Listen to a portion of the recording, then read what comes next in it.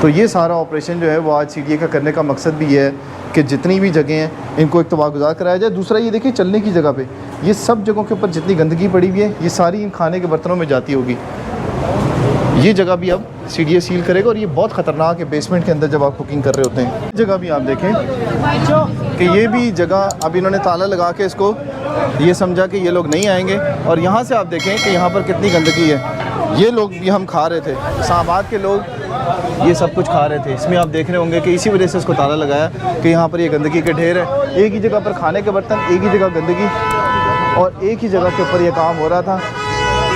अब ये food authority का काम है कि फूड अथॉरिटी आए और इन जगहों को चेक करे। छुप के पीछे बंदों में खड़े होता था।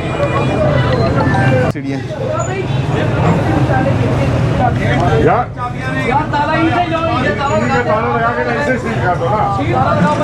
अब ये बहुत बड़ा सेटअप था जहाँ पे लोग खाने पीने के लिए आते थे। इस जगह को अब सील किया जा रहा है।